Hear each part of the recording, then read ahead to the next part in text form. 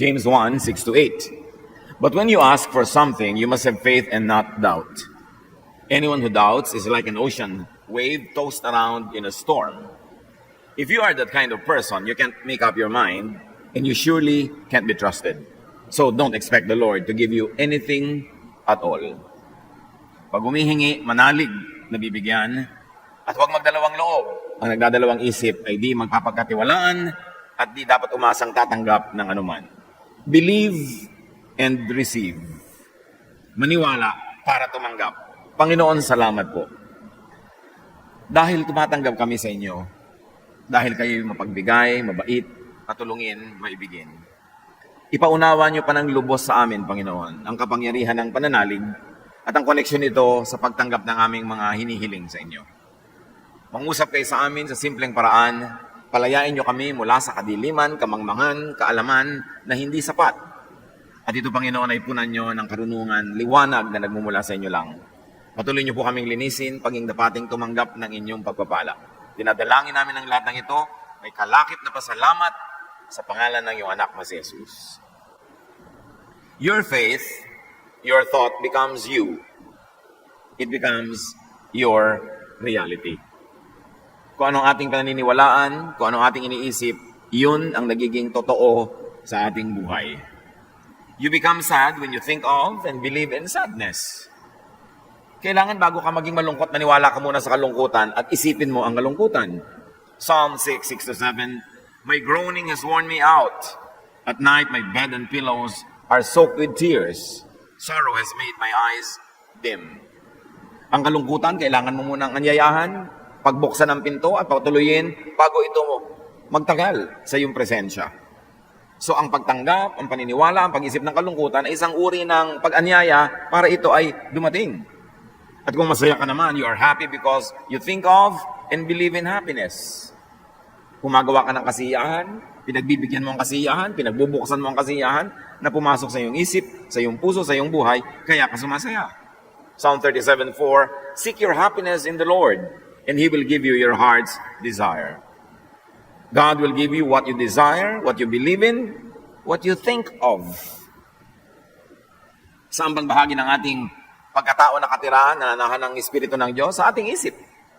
Kaya kung anong inilalagay natin sa ating isip, kung anong wini-withdraw at dinideposit natin sa ating isip, yon ang ating pakikipagtalastasan sa Diyos na siyang nananahan sa ating isipan. Kaya yun ang nagaganap. Kung negative thinker ka, magiging negative ang pananaw mo sa mundo, nagiging negative ang nangyayari sa iyong buhay. Kung ikaw na may optimistic, positive thinker, positive ang pananaw mo, maganda ang iyong mga sinasabi, iniisip, at yun din ang magaganap sa iyong buhay. At sinabi na nga sa atin, true happiness is in the Lord and not in things that perish. And the Lord is in our hearts, really meaning our minds. Therefore, happiness is in our minds. And if you think that the Lord doesn't want you to be happy, and you ascribe your loneliness to God, then your thoughts will be that of sadness, then you will be sad in your heart, and you will be sad in your life.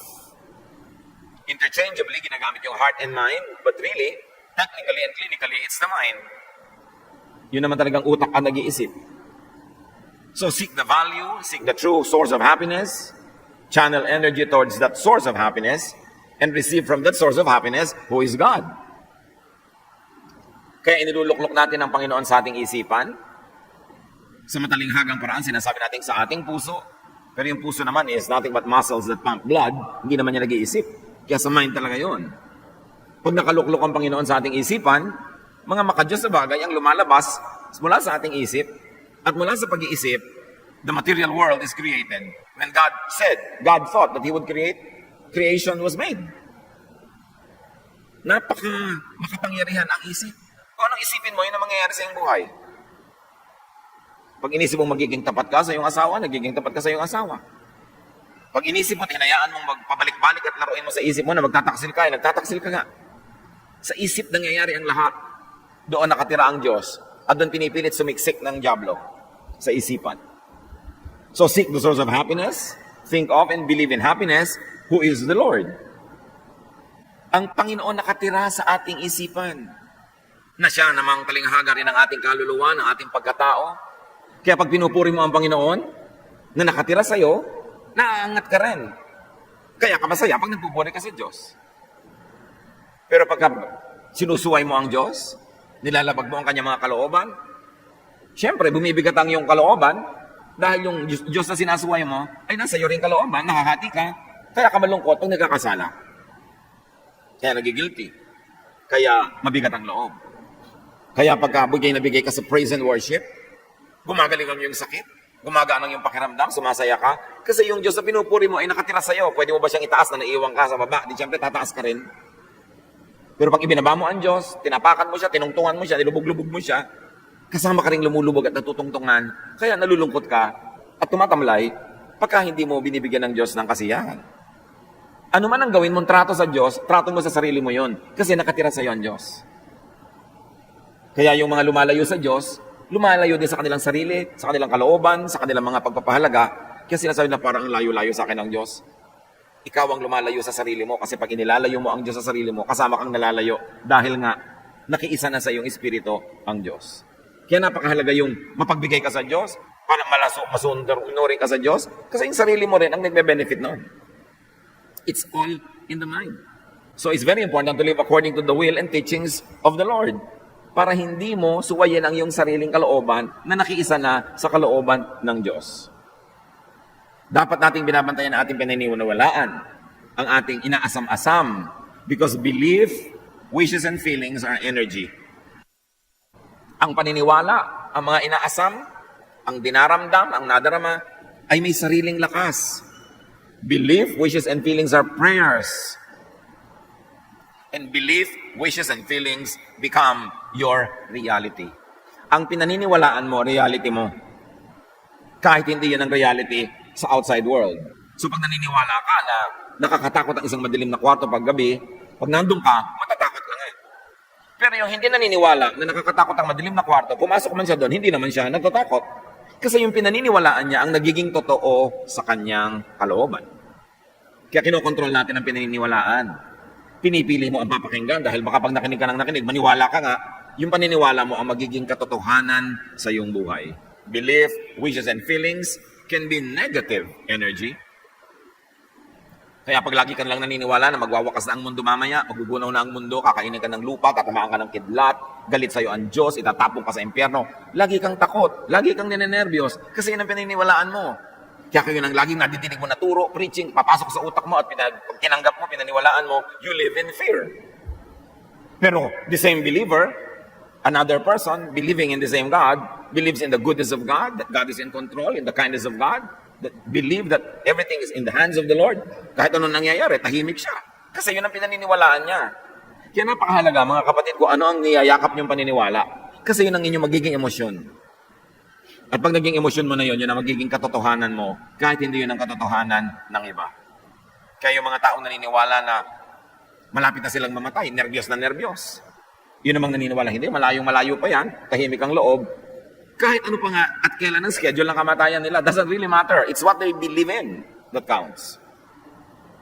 Kaya nga yung mga tinatawag na placebo effect, yung mga experiment sa medicine, may group A na pasyente, binigyan ng gamot na hindi naman talaga gamot, placebo lang, pero sinabi sa kanila, gamot yan, naggalingan. Dahil naniniwala sila na uminom sila ng gamot. Merong kababalaghan na nangyayari sa ating paniniwala na yung pinaniniwalaan natin, nagkakatotoo. Yun ang hindi pa nasusukat ng siyensya. At di gaano na pag-aaralan ng mga theologians why. We just say faith, mystery, miracle. Pero talaga ang paniniwala, malaki.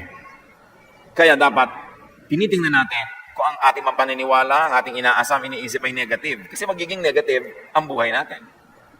Psalm 38, 1-4. When you're angry, Lord, please don't punish me or even correct me. You shot me with your arrows, and you struck me with your hand. My body hurts all over because of your anger. Even my bones are in pain, and my sins are so heavy that I am crushed. Isang pananaw tungkol sa Diyos. Galit ang Diyos. Galit sa akin. Pinaparusahan ako ng Diyos. Therefore, ano nangyayari? Masakit ang kanyang mga buto. Nagdurusa siya. Hirap na hirap ang kanyang loob. The writer of this song believes that the Lord is the source of his anguish. And this belief has been transformed into a negative energy that was soon translated into pains, into realities. So niya, galit sa akin ng Diyos. Magagalitin ng Diyos. Masungit ang Diyos. Pinapalo ako ng Diyos. At pagka nangyayari yon, nagtatranslate into sickness, into pain. Lalo talagang nahihirapan ng kanyang katawan. But remember, napakahalaga ng pananaw natin. Belief, wishes, and feelings can also be positive energy. In the same collection of songs, Psalms 46, 1-3, another point of view about God, God is our mighty fortress, always ready to help in times of trouble. And so we won't be afraid. Let the earth tremble and let the mountains stumble into the deepest sea. Let the ocean roar and foam in its raging waves shake the mountains. A totally different view of God. A totally different belief about God. A totally different thought. And what does it do to the thinker? It gives peace. It gives serenity. It gives contentment and happiness. Even confidence. So anong pananaw natin na umiiral tungkol sa Diyos? Nagalit sa iyo ang Diyos o mahal ka ng Diyos? Depende sa pananaw na pinapalaki mo sa iyong utak, mabubuo ang iyong emosyon, maapektuhan ang iyong katawan, ang iyong kalusugan, ang buong buhay mo. Ano ang pananaw mo tungkol sa magulang mo, sa anak mo, sa asawa mo? Yun ang bubuo ng hugis ng relasyon ninyo o ng pakikitungo mo sa Kanya. In the second example about the point of view about God, the psalmist credits the Lord for His protection. And this belief has become the source of his courage. It has become the source of positive energy that dictated the course of his life. Same God, magkaibang pananaw, magkaibang approach, magkaibang behavior, magkaibang kalusugan, magkaibang lifestyle. So watch and choose what you believe in. It has mysterious ways of becoming your reality. Kita nyo yung naniniwala sa global warming, nag-iingat sa environment. Yung hindi naniniwala sa global warming, patuloy ang paglustay sa environment. Yung naniniwala sa katotohanan na dapat may iniipon ng tao, may savings, nag-iipon, ibang-iba ang sitwasyon ng pananalapi niya doon sa hindi naniniwalang kailangan mag-ipon. Kung ano talagang paniniwala mo, mahalaga. Your thought becomes your faith, it becomes your reality, it becomes you. That's why the Bible is very concerned about how we think. And Romans 12 says, be changed by the renewing of your mind. Sa isip nangyayari ang lahat. The battle happens, sabi sa Bible, in heavenly realms. What does heavenly realms mean? In the clouds, in the air, in the stratosphere? No, in the mind. Because the mind is the kingdom of God. That is where God reigns, and that is where Satan would like to usurp power and reign instead of God. Doon nag-aagawan sa paraan ng pag-iisip. And thought, we said, is energy. Energy procures, purchases its object from creation. So pag may iniisip ka, nagiging parang pambili yun, binibili mo sa creation, sa heavens, sa universe, yung gusto mong bilhin. Pagka iniisip mo na gagaling ako, bumibili ka ng gamot. Pag inisip mo hindi na ako gagaling, bumibili ka ng kamatayan. Kasi mahiwaga nga ang pag-iisip. Psalm 35:9, then I will be glad because of the Lord. I will be happy because He saved me. Psalm 36:5, your steadfast love, O Lord, extends to the heavens, your faithfulness to the clouds. Siyempre, mga metaphor, heavens, clouds, think of your heart, think of your mind, where God reigns. And the positive energy that comes from gladness is drawn out from the Lord, the power behind creation. Kaya may pananalig kahit person number 1, may pananalig, person number 2, wala. Pareho lang ang dumating sa kanilang sakit. Ang lubha-lubha agad ng feeling nung walang pananalig. Pareho lang ang dumating sa kanila na pagsubok. Yung may pananalig, naninindigan, may pag-asa, may cheer. Yung walang pananalig, lugmok na lugmok. Kasi yung pananalig mo talaga ang nagpapalakas o nagpapahina sa iyo. What you believe in by your selection is what you will see, hear, and experience. Kaya minsan may experiment sa isang klase. Umagang-umaga, mayroong biglang pumasok sa room nila, naghahabulan. May dala-dalang kung ano yung humahabol. Pagkatapos nun, tinanong ng teacher yung mga estudyante, anong nakita niyong dala-dala ng humahabol? May nakakita na ang hawak niya, kutsilyo. May nakakita na ang hawak niya, baril. May nakakita na ang hawak niya, sari-sari.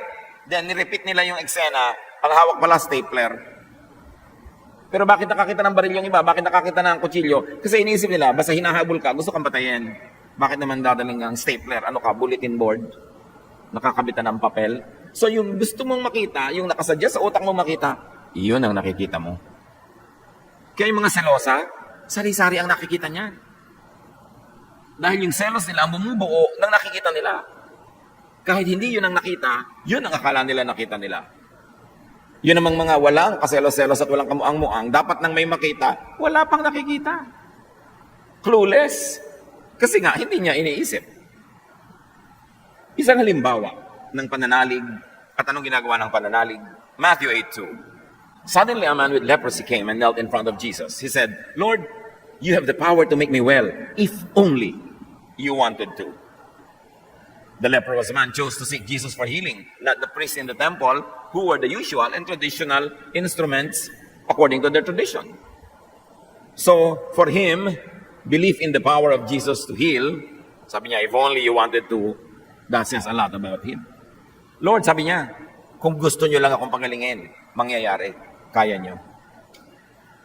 So, may pananalig siya, kaya siya lumapit. May pananalig siya, kaya siya nagsalita. Then the experience purchased by your belief will validate that same belief. May paniniwala siya, siya yung napagaling. At dahil napagaling siya, lalo siyang naniwala. At dahil lalo siyang naniwala, mas lalong lalaki ang mga paggaling na mararanasan niya. At dahil habang lumalaki ang paggaling na nararanasan niya, lalong lumalaki ang kanyang pananalig. Habang lumalaki yung pananalig, lumalaki yung nakukuha niya na pagpapala, palaki ng palaki. Pero subukan mong wala kang pananalig o maliit. E di maliit din yung makukuha mong pagpapala o wala. Lalong liliit ang pananalig mo. At habang lumiliit ang pananalig mo, lalong wala kang makukuha. Lalong hindi ka mananalig. Negative cycle. So sa buhay natin, break into the cycle of belief. Cycle of faith. Faith, that procures blessing from the heavens. Kaya pinapractice yan. Sinasanay ang pananalig. Para kung sa iyong pananalig ay makatanggap ka ng iyong inaasam, ay lalong lumaki iyong pananalig, lalakas ang loob mong mas maniwala at mas magtangkang humingi ng mas malalaking bagay dahil lumaki na yung paniniwala mo na pwedeng mangyari yon. At pag nangyari nga, lalong lalaki yung paniniwala mo. It's a matter of practice. Did it ever occur to you that faith is also a matter of mental discipline? Pinapaniwalaan mo yung gusto mong paniwalaan, nagpo-focus ka doon, at inaalis mo lahat yung pwedeng makagulo sa iyong isipan. Sa pagpapatuloy ng kwento, Matthew 8:3, Jesus put his hand on the man and said, I want to. No, you are well. At once, the man's leprosy disappeared. The faith placed by the leprous man on Jesus' power to heal made him well and was validated by his eventual healing. Dahil nanalig siya, gumaling siya. At dahil gumaling siya, napatunayan niya na yung pananalig niya, tama, lalo siyang nanalig. Ang ganda ng pupuntahan ng direksyon ng taong ito, huwag lang niyang biglang baluktutin. Then your strengthened belief purchases and chooses more of that same experience, the cycle that we are talking about. That's why faith grows. And the opposite is that unbelief also grows. So either patasan-patasan yung pananalig o palubog ka ng palubog sa kawalan ng pananalig. These are cycles. Paikot-ikot, pero sa pag-ikot, may asenso. Pag tiningnan mo sa front view yung ikot, parang ganito lamang.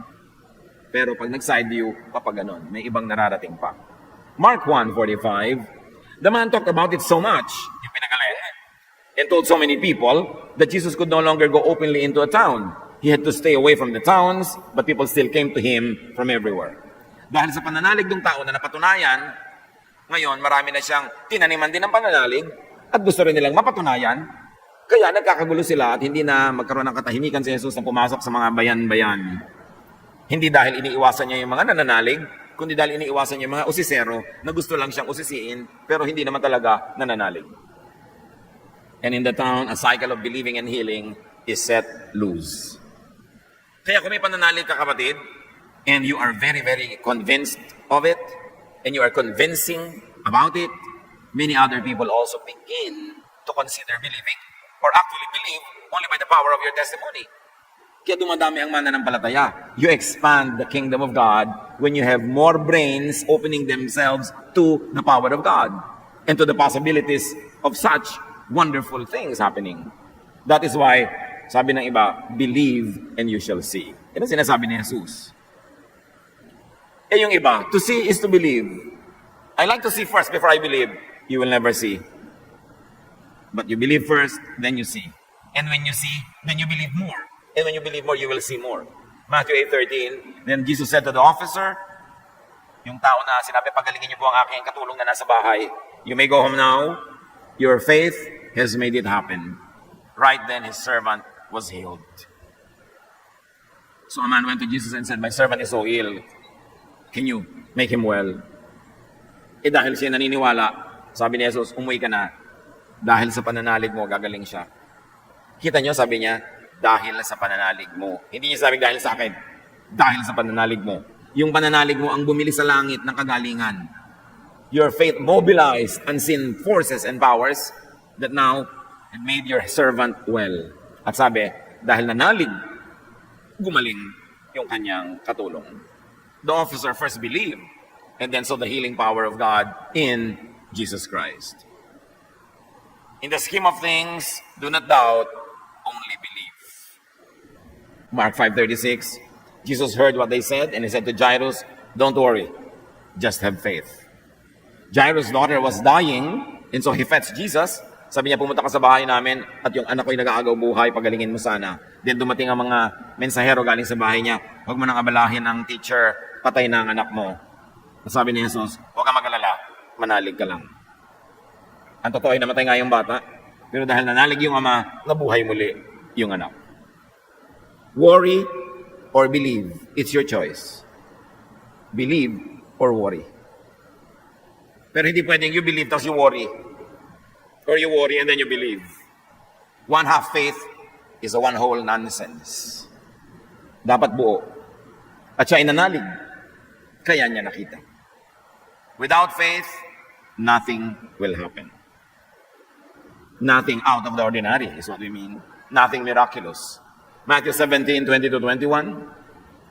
When his disciples could not accomplish something that they had to accomplish, they asked him why not. And Jesus replied, it is because you don't have enough faith. But I can promise you this, if you had faith no larger than a mustard seed, meaning very small, kahit konting faith lang, you could tell this mountain to move from here to there. And it would.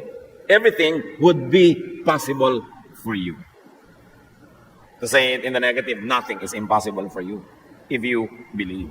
Your thought and your mind, your faith is the limit. Sabi niya, believe, nothing will be impossible to you. And this is the unexplored frontier of our faith. How many of us and how much have we really explored faith to the point that it makes things happen? Sabi niya, if you believe, even in just a bit, maliit lang na pananalig, bundok susunod sa inyo. Jesus taught people and believers to focus on their faith, to mobilize their faith, to produce results, to move mountains. And God is creator. That's why faith in God creates. May relasyon yan. Ang Diyos kasi, creator eh. Eh kung yung Diyos na nakatira sa iyong isipan, pinaniniwalaan mo, tinatawagan mo, sinusunod mo, di may creativity, may creation na magaganap because you appeal to God who is creator. Yun ang hiwaga ng pag-iisip. You cannot see, feel, and have and enjoy what you do not believe in at first. John 9:18, but the Jewish leaders would not believe that the man had once been blind. Why? Those people really refuse to believe. That's why if they see evidence, they still do not believe because in their mind they have made up and they have decided that they would not believe. The Jewish leaders would not cede to Jesus the power of God to heal the blind man, so they could not believe that the blind man could now see. Ayan na yung ebidensya, ayaw pa nilang paniwalaan. Kasi pag naniwala sila, mas malaki ang kanilang kalugihan, di pati sila magiging follower ni Jesus, hindi na sila yung leader. At madalas sinasabi ng Panginoon, do not think that you could receive anything without faith. Kaya sayang yung gawa ka ng religious practice, religious activity without faith, you achieve nothing. Matthew 21:22, if you have faith when you pray, you will be given whatever you ask for. Hindi sinabing, when you pray, you will be given what you ask for. Sabi, if you have faith when you pray.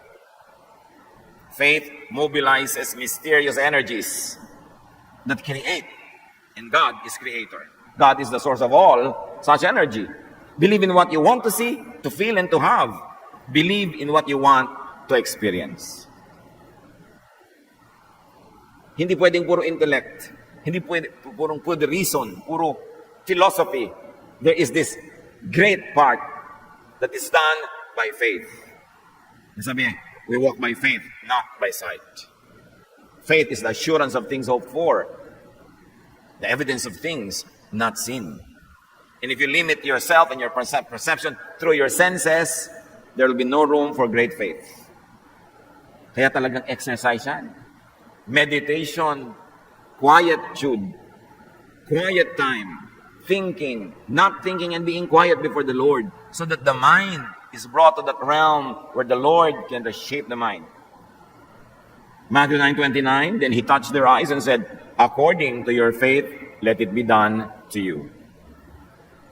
Hindi na sinabi ni Lord na according to my touch, according to my ministration to you, sabi niya, according to your faith. So kung nananalig ka, mangyayari. Kung hindi ka nananalig, kahit hawakan kita, hindi mangyayari. Yung faith mo ang makakapagpangyari sa mga mangyayari.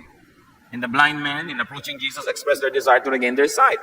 Sabi ni Jesus, according to your faith, it will be done to you. This desire became a reality, and they soon received sight. So produce, buy, and shape your experience with belief. Yan ang madalas nawawala eh. A lot of times, religiosity is reduced to intellectual exercise, to memorization of verses, to intellectual pursuits, debates, yung mga nagagawa ng utak, pero nakakalimutan natin i-develop yung inner core of everything. And that is our inner spirituality, our faith, which is personal, which is private. It cannot be corporate. We have corporate worship, we have corporate activities, but the development of your spirit, to align it with the Spirit of God, is a very private matter. Kaya napakahalaga ng quiet time, ng meditation, napakahalaga nung nananahimik ka lang, nakikipagniig ka sa Diyos, dahil doon mo lang naisusunod sa direksyon ng Espiritu ng Diyos ang iyong Espiritu. Yung babaeng pinagaling ni Jesus, after 12 years of bleeding, Luke 8:48, Jesus said to the woman, you are now well because of your faith. May God give you peace. Jesus is so repetitious about this. It is your faith that healed you. So pagka hindi ka gumaling, ang sasabihin ni Jesus, it is your lack of faith that prevented you from getting healed. Huwag mo sisihin ng Diyos. Yun ang dapat natin makultivate, mga kapatid. Yung kapangyarihan ng pananalig na nandun lang sa loob ng ating isip, na hindi natin madalas nabubungkal, hindi natin nalilinang, hindi natin nade-develop. The woman's faith shapes the whole course of her life into a state of well-being when she was freed from her illness that troubled her for 12 years. Faith. So change your life by changing your experience. And change your experiences by changing your belief, your mind. Matthew 9:22, Jesus turned, he saw the woman and said, don't worry, you are now healed because of your faith. At that moment, she was healed. She only needed the affirmation from Jesus, but it is her faith that would heal her. In fact, it was that faith that made her approach Jesus. Kaya siya lumapit kay Jesus dahil nananalig na siya. Pero kailangan lang niyang sabihin ni Jesus, yung pananalig mo, pagagalingin ka niyan, at kung marinig niya yun, gumaling nga siya. Kailangan lang niyang ma-encourage na yung pananalig niya sapat para magpagaling. At hindi niya kinailangang lumapit doon kasi yun ang pasyente na malayo na pagaling ni Jesus. At hindi pa yung pananalig ng pasyente, pananalig ng amo ng pasyente who had the authority over the servant. Kaya mahalaga, be changed by the changing of your mind. What do you think about your illness? What do you think about your family problems? What do you think about the challenges that you face? And what is the relevance of your faith in God to those issues? Romans 12:2. Do not conform to the pattern of this world. Be transformed by the renewing of your mind. Then you will be able to test and approve what God's will is. His good, pleasing, and perfect will. Kaya huwag kayong makiayon sa pag-iisip ng marami. Ibahin nyo ang pag-iisip nyo. Isunod nyo ang inyong pag-iisip sa paraan ni Jesus na ibinigay sa atin ng Diyos. Ituon nyo ang inyong pansin sa Diyos sa pamamagitan ng kanyang anak na si Jesus. Baguhin nyo ang pananaw nyo sa inyong mga problema, sa inyong mga kahinaan, sa inyong mga kasakitan, para mabago ang inyong pag-iisip. At pag nabago ang inyong pag-iisip at kinambalan nyo ito ng pananalig, susunod ang physical world sa inyong pananalig. Napakakonti ng nakakapagpatunay nito kasi may malaking talon from non-belief to belief. From half faith to full faith. Yun ang dapat nating matalon para maranasan natin yung sinasabi ni Jesus. When you believe, command this mountain to lift up itself and throw itself into the sea. And it will. Of course, it's a metaphor. It means anything that you think impossible will be possible. Because everything is possible for God. Everything is possible for those who believe in God. Pero marami sa atin, naririnig pa lang yun, ayaw nang maniwala, possible ba yun? Imposible naman. Wala talaga mangyayari. Pagka doon pa lang, tinatanggihan mo na siya.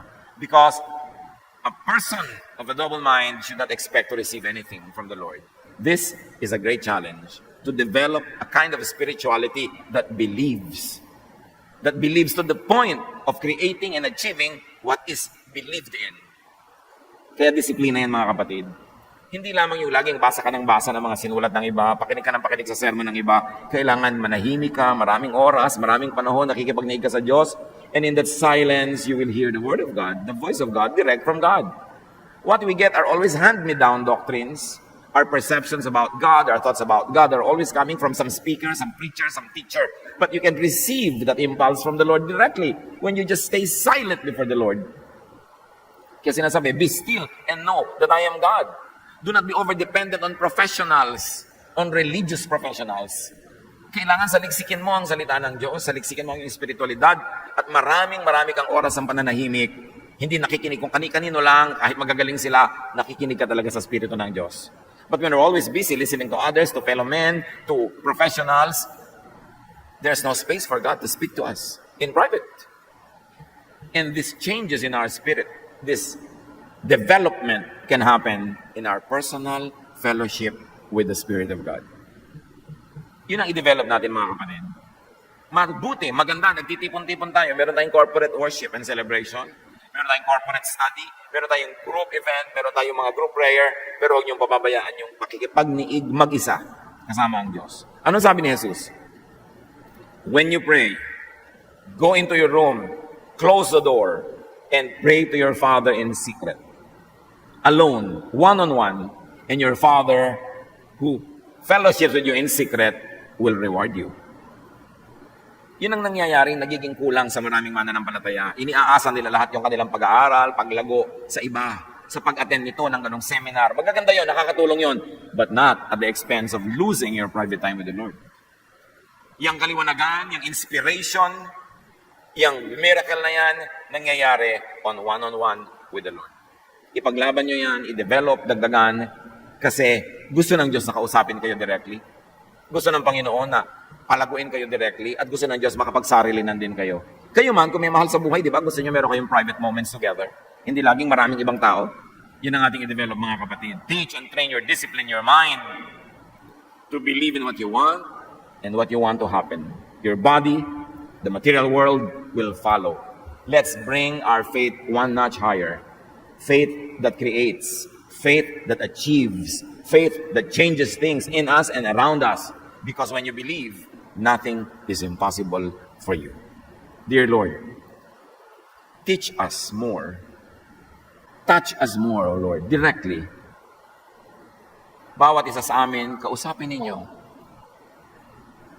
Akayin ninyo na lumago, lumalim, tumatag ang aming pananalig. Pananalig na hindi sa bibig lamang. Pananalig na nakapagpapagaling, nakapagpapatahimik ng loob. Pananalig na nakakapagbabago ng aming pananaw, ng aming ugali, ng aming asal. Pananalig na may nagagawa. Teach us to believe in that level. At nang sa ganun, Panginoon, ang maganda niyong kalooban sa amin ay matupad. Sinabi sa iyong salita, no eyes have seen, no ears have heard, no mind has conceived what God has prepared for those who love Him. So handa kami, Panginoon, gusto naming makita pa, maramdaman pa, madinig pa ang mas maraming bagay, na tanging ang paglawak ng aming pananalig ang siyang magbibigay ng pinto para pumasok sa amin ang mga bagay na yon. Teach us to develop our faith. Walang manual, walang written manual how to grow the faith. It can happen only when you touch us in our personal interaction with you. So touch us, Lord. Touch us now. Touch us, lead us in our moments of prayer and aloneness with you. Touch us, Lord, and speak to us even in times when we are busy going through day-to-day life, because you are in everything and you can speak to us anytime and anywhere. But Lord, teach us to value quiet, private meditation so that you can reshape our mind, reshape our thoughts, reshape our spirit. Pag-isipan natin ang mga ito, mga kapatid, pagbalay-bulayan, at manalangin tayo ng tahimik. Hingin nyo sa Panginoon na hipuin kayo at palaguin sa paraang siya lang ang makakagawa. Manahimik tayo sa presensya ng Diyos at pagbulay-bulayan ang kahulugan ng mga bagay na ito sa ating pang-araw-araw na buhay. Lord, continue to speak to your people. Touch us in a personal way. Empower us to change from glory to glory. Empower us, Lord, to grow our faith to the point that it creates, it achieves what we desire. Be with the Lord in silent reflection.